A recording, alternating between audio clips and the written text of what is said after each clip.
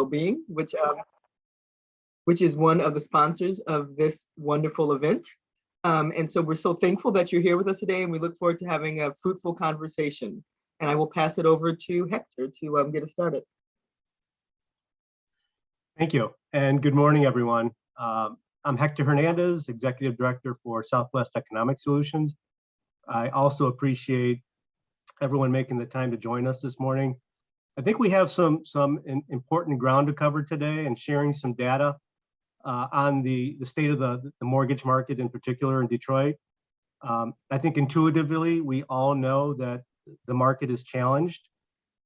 It's further challenged by the lack of real hard data that we can access. So this team has worked long and hard over the last few months to try to access data and then assemble it in a compelling manner so that we can take a deeper dive, take a look at what the challenges are in our market. And I think you'll be pleased to learn what we found to date and how we can further enhance that with your help. So I'm looking forward to the conversation and hearing your feedback as well. So thank you. Great. And it looks like many of you have started to put your name and organization and email in the chat, so please continue to do so. Are we going to ask people to speak, Alex, or are we just going to have it in the chat?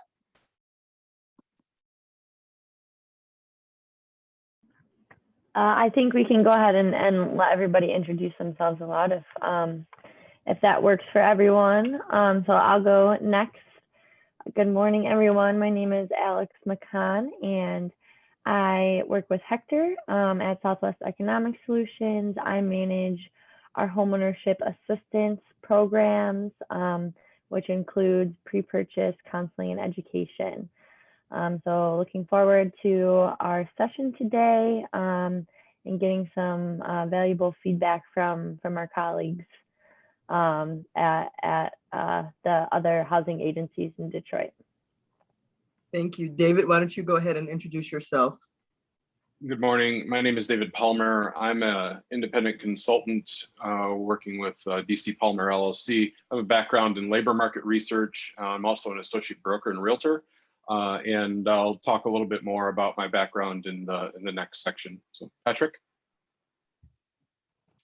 Morning, everyone. My name is Patrick Mann. I am the program manager at the Center for Equitable Family and Community Wellbeing, and I'm excited to share with you some of the research we've done on the housing market in Detroit. Lucine, why don't you go ahead and introduce yourself? I have the whole U of M team introduce themselves right now. So go ahead, Lucine. Hi, everyone. My name is Lucine Jara. I'm a grad student at the University of Michigan, and I'm a student intern at the Center for Equitable Family and Community Wellbeing. Awesome. Lucas, are you on? Yeah, hi, everyone. My name is Lucas Ripka. I'm a PhD student. I research housing, and I work with Trina at the School of Social Work. Awesome. And so can anybody see the names? I can only see the people who've just spoken. So Alex, can you call people out to have them introduce themselves? Yep.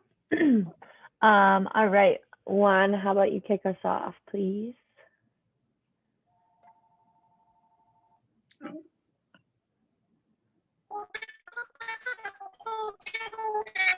Oh. Uh-oh. Sounds like your sound's a little distorted. Let me see. I'll read yours from the chat. So Juan Alfaro from Detroit Hispanic Development Corporation. He works for the Adult Services Department and as a housing counselor. All right, Beth, why don't you go ahead and introduce yourself, please?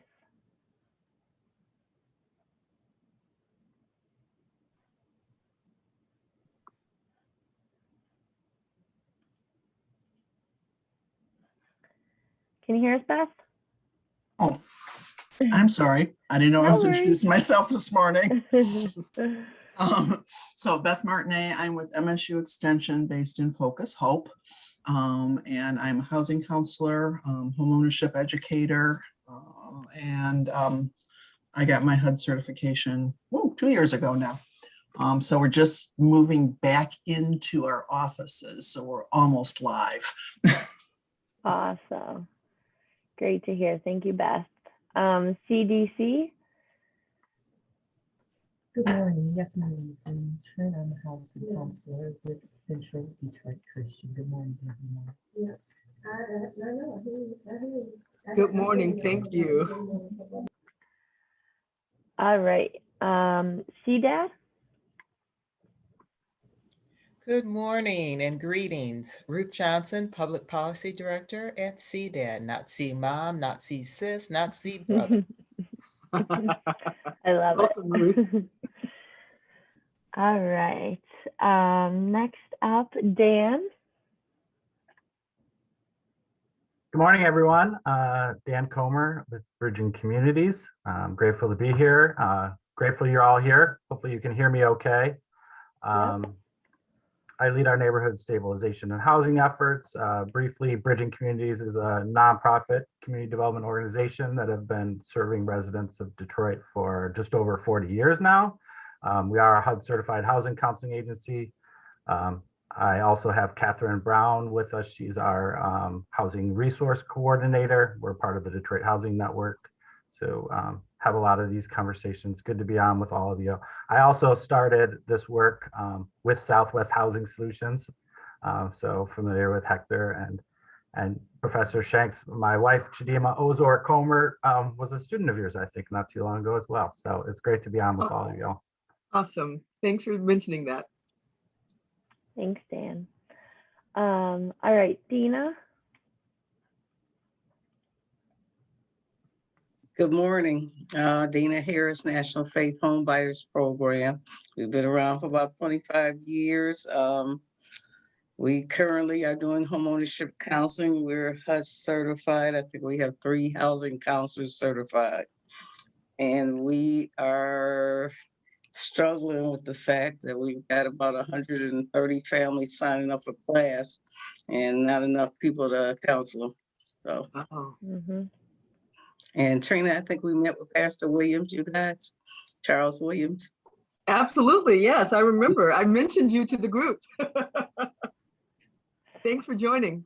Thank you for inviting me. All right, thank you. Elizabeth?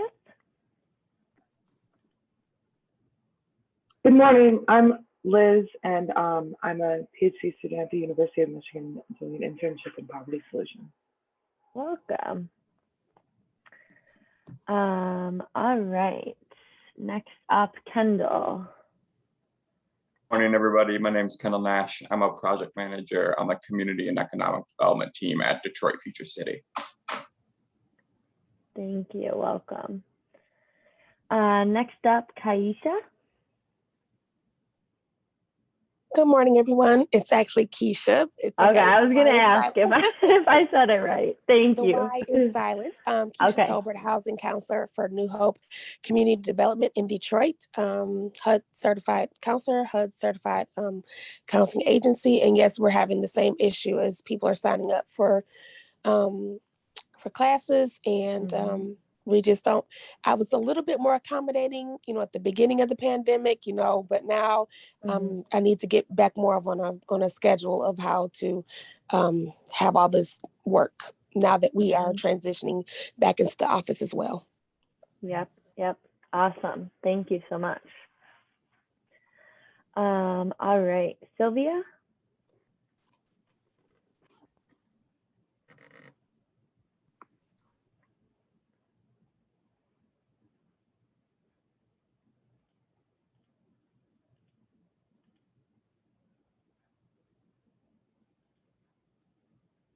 Looks like you're off mute, but we can't hear you.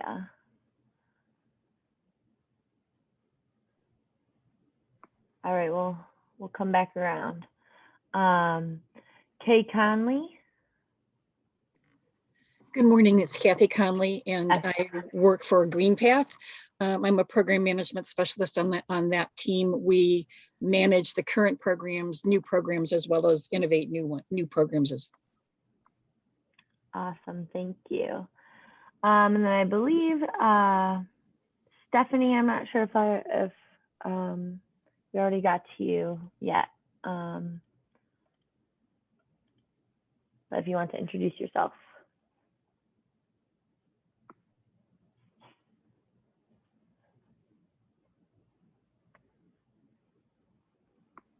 Maybe we did. Okay. I think we got everyone. And so with that, we're going to continue with our agenda, passing it on to David Palmer. So you're up, David. Oh, good morning, everyone.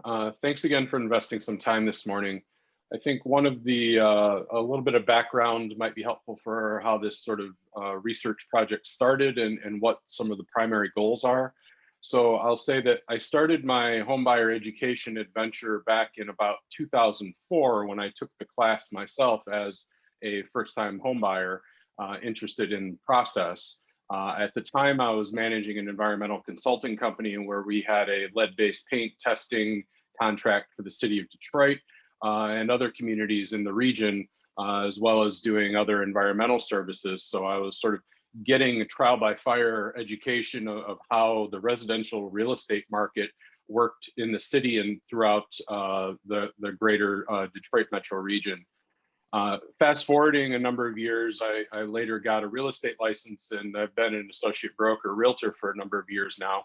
And starting in 2013, I was volunteering for the first-time homebuyer program coordinated by the Michigan State University Extension in Washtenaw County. So there I was the realtor coming in to sort of give background and information to the students about, you know, the process of actually working with an agent to identify a home that would meet the needs of the individuals or family. By the time I was moved to the city of Detroit, I started looking for opportunities to do similar work in the city and had collaborated with the MSU Extension here in the city and you know, volunteered to sort of give that same session in a couple of courses. But overall, the opportunities seemed to be harder to identify in the city. And I started asking questions about the efficacy of first-time homebuyer programming based on data. So from 2014 to 2019, I was with a regional economic development organization, and we were the super data geeks for workforce information. And housing is obviously directly correlated to workforce challenges. Overlaying those information in the grant work that I was doing, driving apprenticeships and skilled trades training and IT training in this region, made sense to, you know, stay on the home buyer education component, because we have a data-rich environment where we all know, both anecdotally and through vetted information, about all of the opportunities and challenges that we have in the Detroit housing market.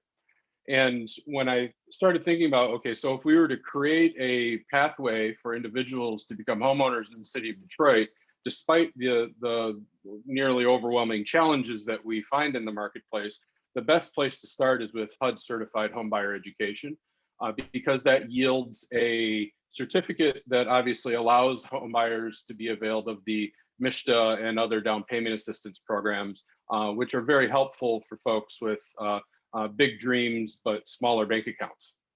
So in October of 2020, I sent a FOIA to US HUD requesting 5 years worth of 9902 reports from the 16 Detroit certified housing counseling organizations.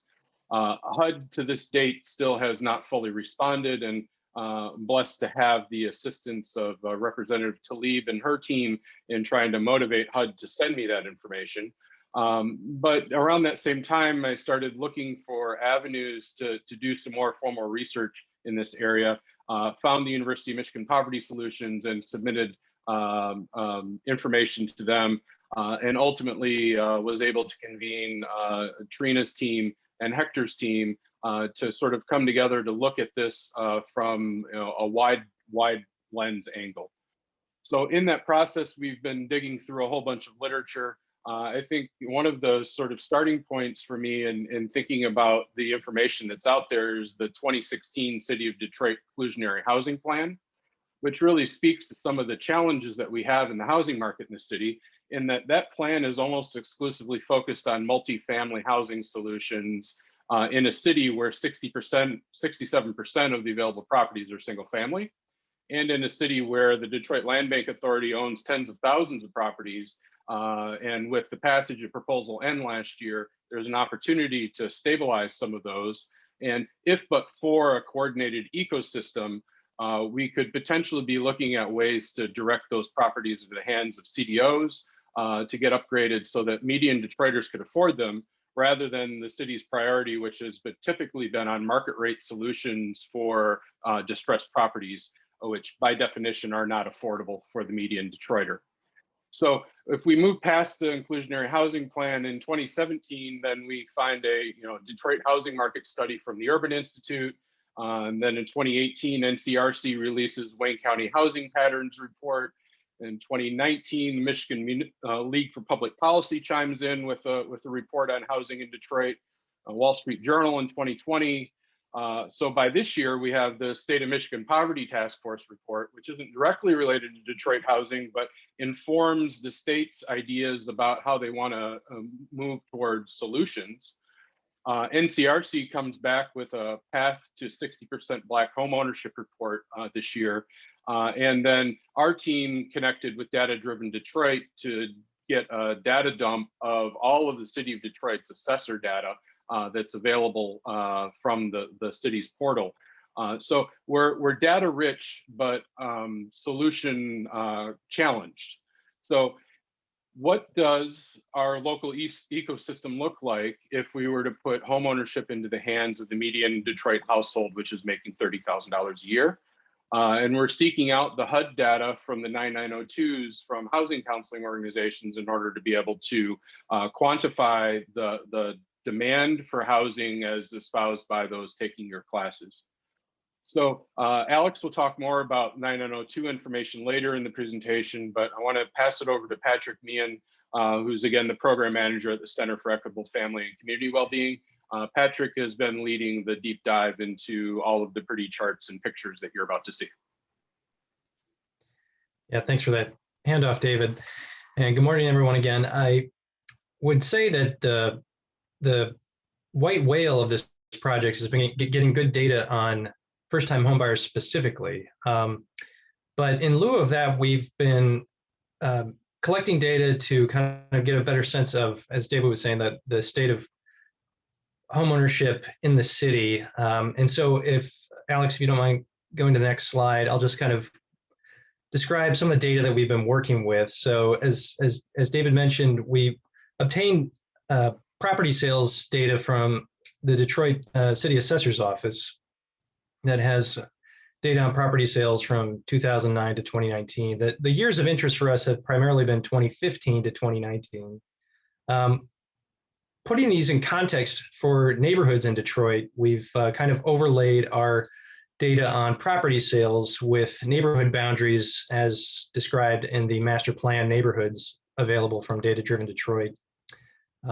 Importantly, I thought it was helpful to see what the context of property sales looks like relative to family level poverty in the city. So we've also kind of overlaid the property sales data with data from the American Community Survey for the relevant years, and then data from the Michigan State Housing Development Authority for down payment assistance loans made from 2015 to 2019.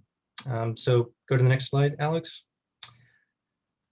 Some of the key terms for understanding the research that we did for this project was figuring out what a quality home sale looks like in the city.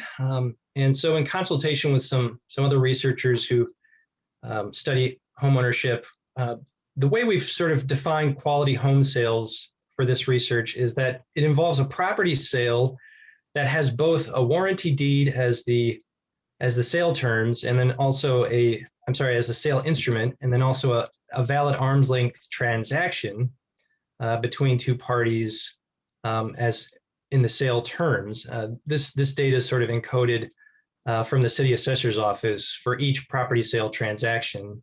So it'll indicate what the sale instrument was and then what the sale terms were. So it has to be both the existence of a warranty deed, which involves sort of a full title search when a property is transferred, and then also a valid arm's length transaction, which is kind of what typically what is the conventional home sales transaction where two parties don't know each other and kind of go through real estate agents to sort of complete the transaction. So within the quality home sales, we kind of identify what were probable mortgage sales that were financed by a mortgage, and that involved a quality home sale where the sale price was greater than or equal to $60,000, which I believe is the minimum amount that a financial institution will finance within the city. I could be wrong about that, but 60,000 was kind of this threshold we used to identify a probable mortgage sale. Distressed sales, as David was alluding to, involve a property sale that involves either a tax foreclosure or a bank sale, meaning the bank is trying to sort of get this property off their hands. And that's indicated in the sale terms from the city assessor's data. Land contracts are an important feature in the sort of Detroit homeownership landscape, and that involves a property sale that had LC listed as the sale instrument in the city assessor's office data. And then remaining sales are kind of anything that doesn't fit those above categories. So it could be a sale that involves a warranty deed, but not a valid arm's length transaction, or just some other type of transaction. And so what does all of this look like in the city? So let's look at the 2015 context. I'm sorry, I'll first describe the research process. So we ended up having 92,645 residential property sales to sort of comb through from 2009 to 2019. We were able to geocode those property addresses based on 2010 census tracts. And then from the 2010 census tracts, we could identify the neighborhoods within the city. And so that process yielded 53,864 addresses that we were able to match to neighborhoods within the city of Detroit. And so within those neighborhoods, we could track quality home sales, mortgage sales, distressed sales, land contracts, and the remaining sales. And then we can kind of overlay the census data to each neighborhood. So then what does this look like in 2015? Broadly, there were 4,921 total residential sales within the city that we were able to geocode. Of those, 85% fit into this sort of remaining sales category. Only 5% were quality home sales, only 1% were mortgage sales, 7% were distressed sales, and 2% were land contracts. If you have questions while this is going on, please feel free to put those in the chat, or we can address those kind of when I'm finished, because I'm throwing a lot of data at you. But we can we can look at this in the context of the city itself. So Alex, if you don't mind going to the next slide. So this is a map of what the quality home sales, distressed sales, and land contracts look like in the city in 2015. And so I've highlighted the neighborhoods within the city that had the highest percentage of quality home sales in 2015. And that was the Grant neighborhood, the Bagley neighborhood, and the Rosedale neighborhoods. And in particular with respect to the Rosedale neighborhood, you can see that those quality home sales are in an area of the city that has less poverty than other parts of Detroit. Alex, you mind going to the next slide? This is the same map highlighting the distressed sales. So here I've highlighted the neighborhoods that had the highest percentage of distressed sales. And what I mean by that is, of the residential sales that occurred in that neighborhood, this was the percentage of those sales that were distressed, meaning either a tax foreclosure or a bank sale. So the Tireman neighborhood had 24% of all residential sales were distressed sales in 2015. It was 16% in Redford and then 12% in Bagley.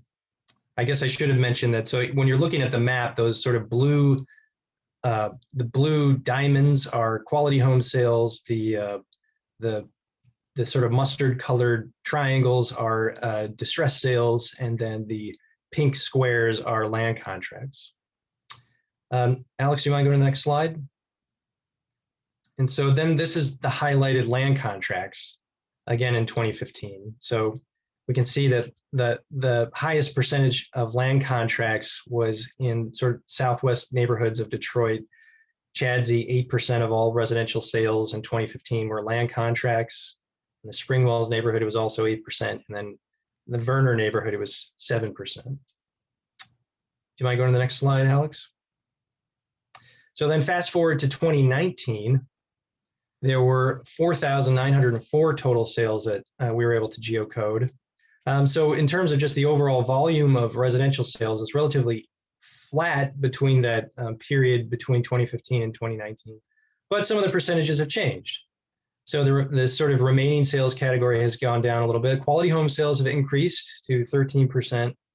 Mortgage sales are still only around 4% of total residential sales. Distressed sales are 3%, and then land contracts represent 1% of residential sales.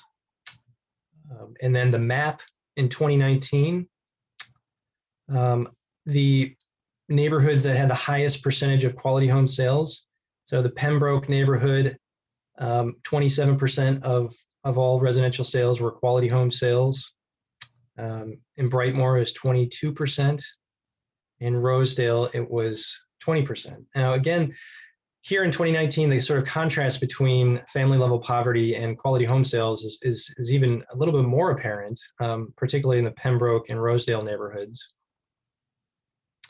Next slide, Alex. Real quick, Patrick, there's a question. What does remaining sales mean again? Someone asked what that question. Yeah, so the remaining sales category is kind of anything that didn't fit with the other categories. So it didn't fit with our definition of a quality home sale. It didn't fit with our definition of a mortgage sale. It didn't fit with the distressed sale or a land contract. So it's some type of property transaction that happened, but it didn't fit any of the other categories as we define them. And so here in 2019, we see that these neighborhoods had the highest percentage of distressed sales. The Pembroke neighborhood, the Pershing neighborhood, and the Burbank neighborhoods. Next slide, Alex. And then lastly, this is looking at the land contracts. So in 2019, the Chadsey neighborhood, once again, had the highest percentage of land contracts at 6%. And then the Brooks neighborhood had 3%, and the Boynton neighborhood also had 3%. And that's what I had for the kind of overview of the trends that have been happening since 2015 to 2019. I'm happy to entertain questions as we move further along.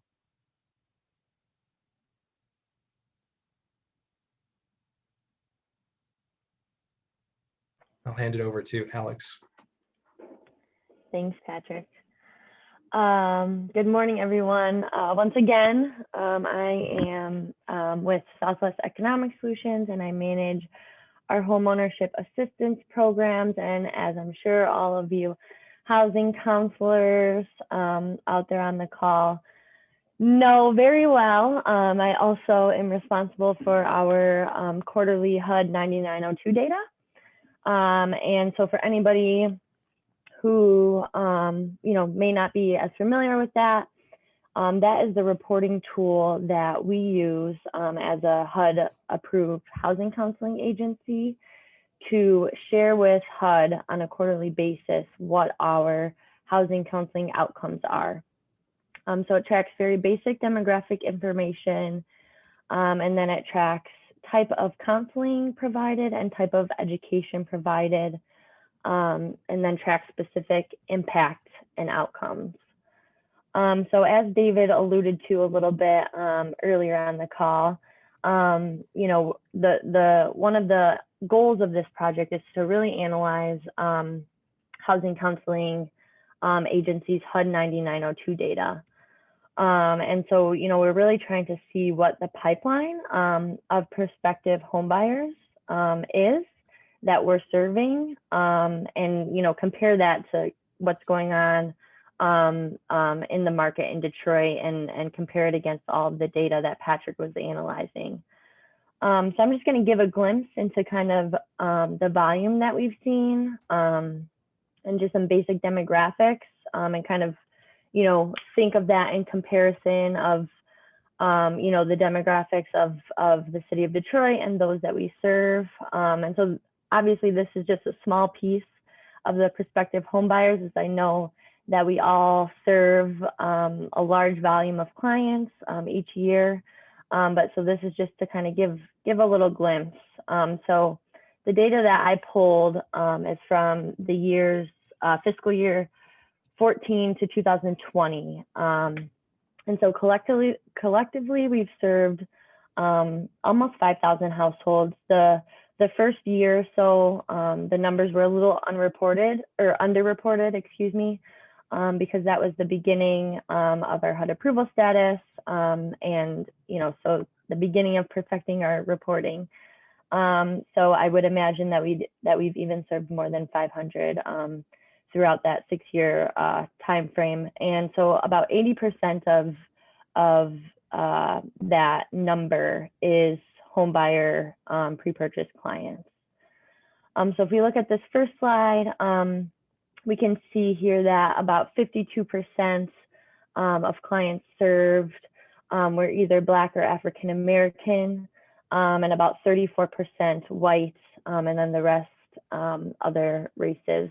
So, you know, we can see that these numbers are close in line with those that with the demographics of the city of Detroit. Next, we can see that we've served about 15% of our clients were Hispanic, which, you know, we were an organization in Southwest Detroit. So this is illustrates very well the community that we serve. And then our income level slide, about 70% of those that we've served were at or below 80% of the AMI. Again, you know, very, very similar to the demographics that we see in the whole of Detroit. So this kind of breaks down our one-on-one counseling by purpose. I'm sure you're all familiar with this type of language and graph here. So as you can see, a majority of our counseling has been provided to pre-purchase clients over the past 6 years. And then again, with group education by purpose, this is kind of our volume of homebuyer education. So we did do, I just want to transition, we did do a survey of our clients. And so this is all of our homebuyer education participants. So those that have attended our HUD approved 8-hour homebuyer education course over from 2016 to 2021. And that is the emails that we've had in our CMS system to be able to send out a survey to those clients. And so we had over 200 responses. And that was to about over about 1,200 participants, I believe. So that's a great response rate. So a couple inferences that we've made from kind of analyzing the survey responses is that while 99% of surveyed clients found homebuyer education helpful, only 35% of clients who we surveyed have purchased a home after attending a course. And 65% of those clients have not yet bought a home. And that was for various reasons, as I'm sure you're all familiar with, you know, credit, lack of move-in ready property, obviously COVID, you know, kind of put a damper in things for people looking to purchase a home. And then on the other side, 91% of clients who purchased a home in Wayne County, so this is not including Detroit, but out Wayne County, were approved for a loan greater than $75,000, while only 56% of clients who purchased a home within Detroit limits were approved for a loan greater than $75,000.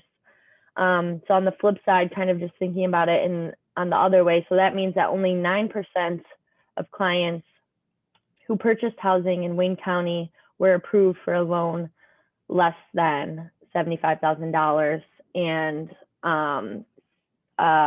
44% of those in Detroit were approved for a loan less than $75,000. So that's just a little kind of glimpse into our, you know, our volume and our pipeline of home buyers. Like I said, you know, we are all kind of in the same boat. We all, you know, understand the home buyer education process and kind of what our clients are facing out there in the market. So that's why I'm really looking forward to continuing this discussion with all of you, our peers, and, you know, figuring out some solutions to continue creating homeowners. And with that, I will pass it back over to Patrick and Data to share a little bit about some missed opportunities for our prospective home buyers. Sure, thank you, Alex. As I'm sure all of you are aware, the Michigan State Housing Development Authority provides down payment assistance to first-time home buyers who qualify, and we were able to. I think David actually deserves the credit for obtaining the data on the DPA, the down payment assistance loans in the state that we were able to sort of have a record of from 2015 to 2019.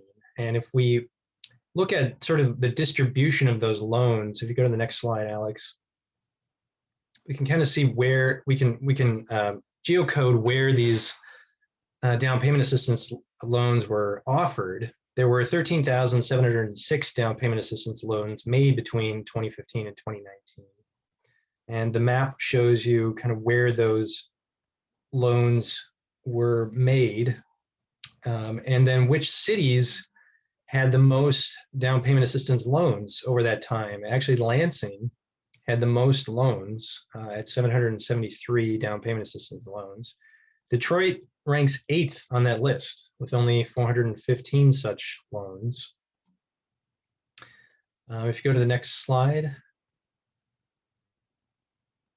So within the city of Detroit, we can kind of look to see where these down payment assistance loans have been offered or have been given, and how these correspond to census poverty data in those neighborhoods. So the neighborhood that had the highest percentage of down payment assistance loans was the Bagley neighborhood, which is highlighted there on the map in the kind of the north central part of the city. The Rosedale neighborhood and the Pembroke. I mean, these are small percentages in the landscape of residential sales within the city. So between 2015 and 2019, the Bagley, only 2% of residential sales within that neighborhood involved a MSHDA down payment assistance loan. And that was the neighborhood with the highest percentage of down payment assistance loans. And, you know, are these loans meeting the areas of the city with the greatest need? That's questionable, given that if you look at sort of where the highest concentrations of poverty are in the city, it doesn't necessarily square with where down payment assistance loans have been provided. And so with that, I will let David say more about the DPA program.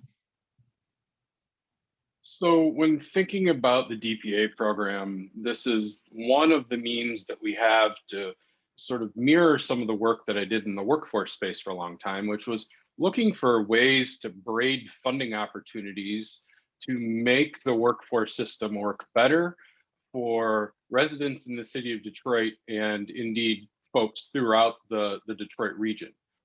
So when thinking about how to do that braided funding, we would often convene many of the actors in the marketplace, whether that was Detroit at Work or SEMCA Michigan Works or Wayne County Community College District or other colleges in the region, to sit down and look at what is the lifeline look like, or what does the pathway look like for individuals who are seeking better opportunities to scale their skills and to move from whatever it is they're doing to make ends meet now into a situation where they can grow and thrive over time.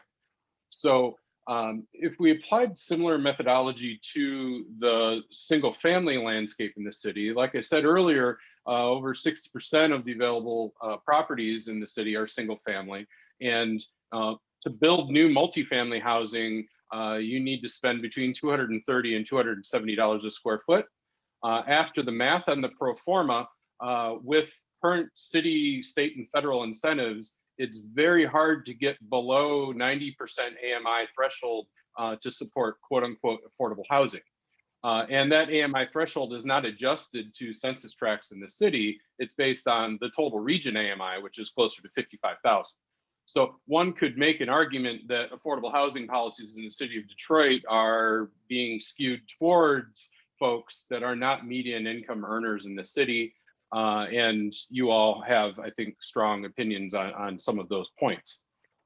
So if we look at the total sales, anytime we're having a discussion about residential property sales in the city of Detroit and we're only looking at mortgages, you're missing a big part of the conversation, because mortgages only make up 17 to 20% of total annual sales in the city.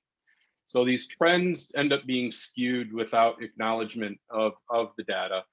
And when I list a home for sale in the city of Detroit, I will oftentimes do social media advertising geofenced to Detroiters specifically to try to just communicate with our neighbors in the city for the opportunity at hand. Of the hundreds of people that I've talked to over the years for residential home sales, less than 5% have ever asked about the opportunity from the lens other than, I get asked all the time, are you offering a land contract or rent to own terms?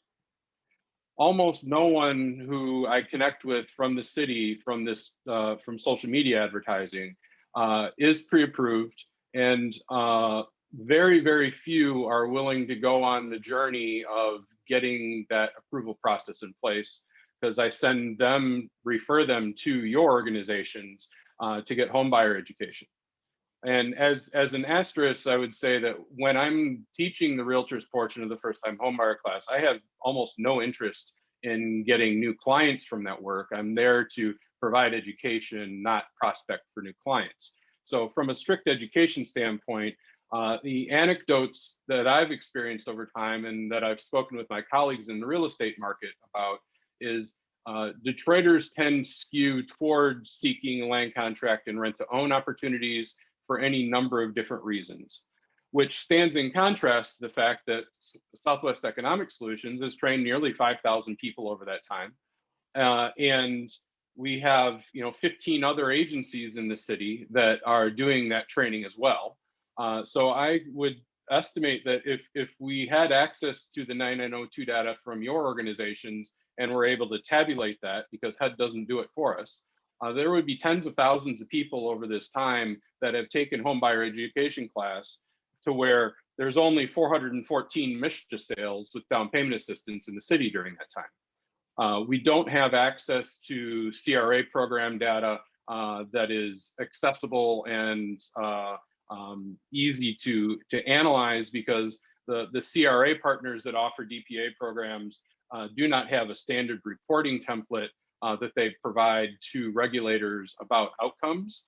And every CRA has a different set of outcomes that they self-assess whether or not what the outcome should be and whether or not they met it. So we've stuck to what we know, which is HMDA data on home mortgages, the assessor data, and this MSHA data.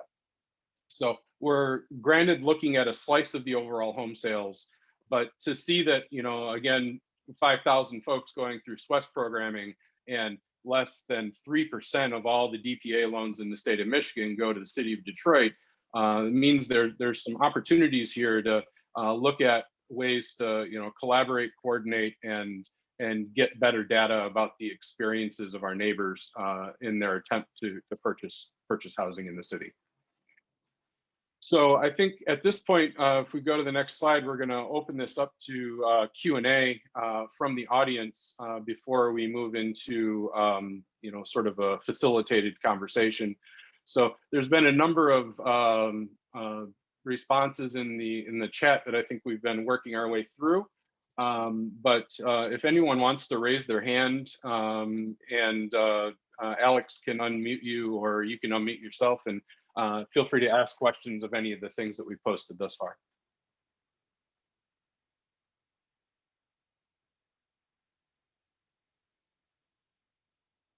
Good morning, everyone. This is Alma with CDC. Can you all hear me? Just barely. If you could move closer to your microphone, that would be helpful. Okay, and let me see if I can turn this up. And I also put this question too in the chat box. And I just wanted to know, with the DPA assistance, do you have any data on how many people were actually applied for the DPA loans, and but those who were denied in the city of Detroit? So I didn't request that information in my FOIA with MISTA, but that could be added to the list to see if that's available. Having worked on a number of DPA loans over the years for my clients, I know there's a lot of opportunities and challenges that are sort of entwined in that process. So that would be an interesting addition to the overall DPA conversation if MISTA has that data to release. One point of interest is the MISTA data that we have actually includes the name and address of the individual who obtained the loan. So if any of you were on the call yesterday with Detroit Future City and listened to that conversation, one of the things that their research team is looking for is actual humans that can be interviewed who went through this process. So at some point, I think we have an opportunity to have a handshake with the DFC team to add some of the data that we've collected to research that they have ongoing as well. Thank you. Patrick, was there any information in the HMDA data about applications for mortgages overall that were declined? I can't recall. Yes, the HMDA data from the Department of Housing and Urban Development does track whether or not the mortgage loan application was approved or denied, and the reason for the denial if it was denied.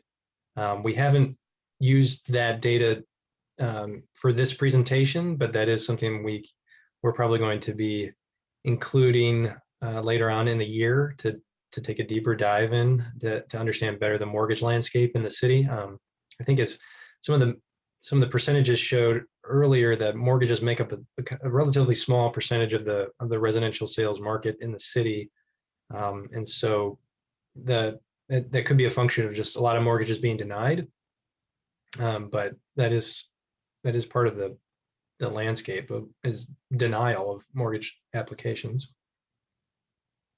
And it's interesting looking at the organizations that are writing mortgages in the city. The top 3 lenders in the city of Detroit are not CRA regulated lenders. You have 3 mortgage brokers. So the folks downtown at Quicken Loans, then you have Mortgage One, and you have another mortgage brokerage. So the top lenders of residential real estate in the city of Detroit are not sort of regulated in the same ways that the banks are. As far as looking for more equitable outcomes for CRA, Community Reinvestment Act prioritization. We have other questions from the audience?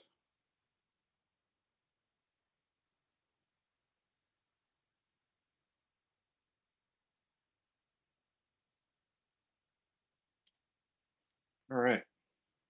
Hopefully we didn't put anybody to sleep with all of the good data. I know it can be, we've tried to make the pictures pretty and colorful to keep people engaged, but it can be overwhelming. Ms. Harris, I think you have your hand raised, so you can go ahead and unmute yourself if you like.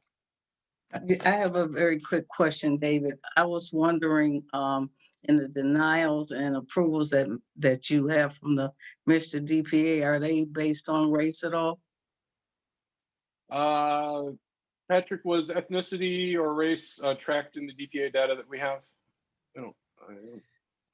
Well, your question was sort of about the denials. So our DPA data doesn't unfortunately have information about loans that were denied. The HMDA data around just sort of overall mortgage applications does track the race and ethnicity of the prospective borrower, and so that is something we will be exploring later on in the year when we look at more thoroughly at the HMDA data. So that can be tracked, sort of denials by race and ethnicity.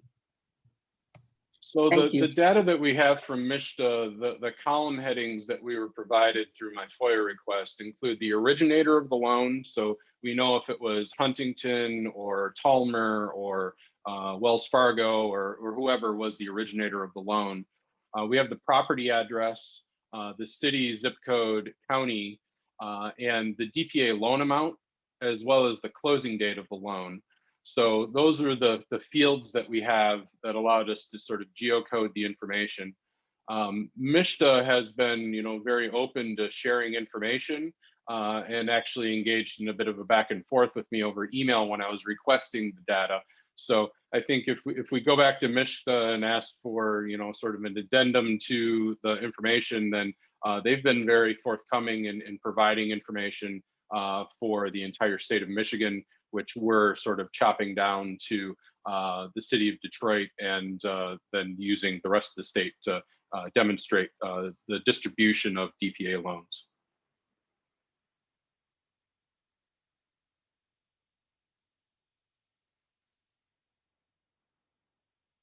And Beth, thanks for your comment in the chat there.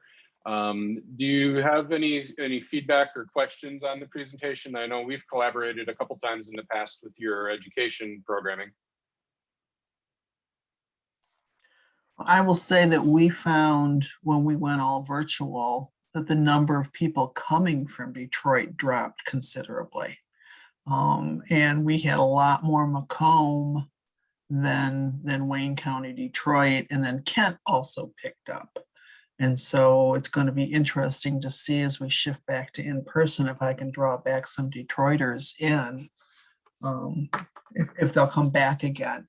I did a small survey last year of just the people that I had taught, and I had a 50-50 purchase of home, but I didn't do zip codes. And so I wish I had that after seeing what you have here.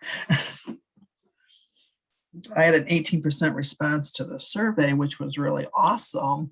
But a lot of people, as Alex said, credit was a big, not being able to qualify for down payment, couldn't prove income. Somebody said that they had child support arrearage, and so that got in the way of them getting any MISHDA down payment. There was a variety of reasons.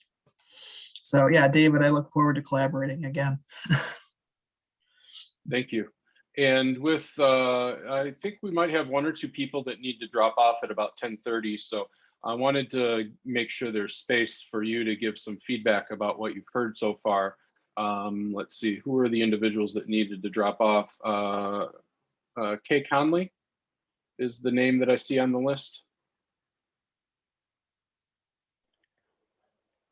I think she may have, he or Right. may have dropped off already. Okay. And was there another person that needed to drop off that if you wanted to provide feedback before we move to the next section?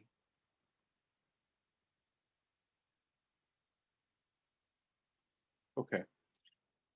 So we're going to transition the discussion then to sort of, more of a facilitated feedback rather than the open piece that we were just doing, and ask you, all of the attendees, to think about these three questions.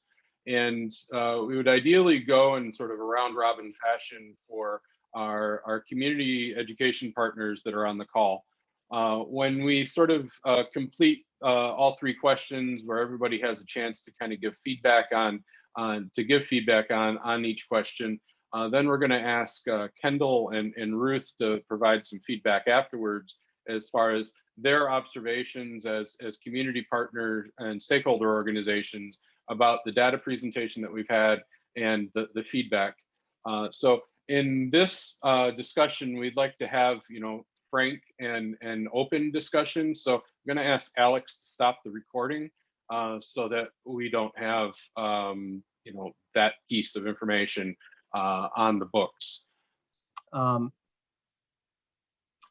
not sure about the rest of you, but I'm tired of talking about this ongoing problem. I think it's an opportunity for us to raise our collective voices and put forth solutions to the challenge that we live every day with the families that we serve. As much data as we've been able to assemble so far, and the U of M School of Social Work has done yeoman's work compiling that data, analyzing that data into something that was cogent, that you could view today. But it took a lot of time. They have a lot of resources that were able to do that. And even so, we still have gaps. HUD hasn't responded to our FOIA. And so we need more data to ensure that the case that we're making is more compelling, easier to understand, and our CRA partners and foundation partners can align with us in coming up with solutions to that. So to that end, what I'm asking today is that those counseling agencies that are willing, that you'd be able to share your 9902 data with us. Obviously, the data as we asked for it, the critical information, the sensitive information would be redacted. There's a way to download that information, and both Alex and David would be more than willing to help walk you through that if you're willing. But we'd love to assemble your data and include it in the presentations we're making so that we can bring more partners to the table, especially on the solution side with funding to help address and create more creative lending products out there to address this challenge. As an incentive to do that, we're willing to offer a Visa gift card, $200 for each counseling agency that's willing to participate, that's willing to share the 9902 data. And again, we're looking for data from 2014 to 2019. It's a 5-year gap period, I should say. And so if you're willing to do that, please connect with Alex, David, or myself. And we'd be more than willing to help walk you through that, ensure that you're not sharing anything sensitive that you're not allowed to. And so we're hopeful that many of the counseling agencies on here can join us in this work. So with that, I'll turn it back over to David or anyone else that needs to close, other than thank everyone for participating. No, thank you for that, Hector. We've sent out a couple of different requests over time to see if we could access the 9902 data, and hope that this presentation will serve as an incentive to find the 15 to 30 minutes to help us aggregate more information about the demand for homeownership in Detroit, which is what the 9902 really shows. Is you have folks willing to invest 8+ hours of their time to do that piece, and your information helps us tell this broader story. So to the extent that is of interest or available, Alex and I are happy to set up the time to do a Zoom to walk you through the process and let you know how we're gonna aggregate your information into the larger pool with the SWES data. Alex, is there a poll or anything else that we were going to close out with? Really quick, David, Beth has a question. Are you looking for Detroit specific data or any data that is had on 902s? So I think, go ahead, Alex. I was just going to note that as far as I know, it is not necessarily possible to extract the 9902 by a specific city or zip code. So, I think from our perspective, we are all, HUD approved counseling agencies within the city of Detroit limits.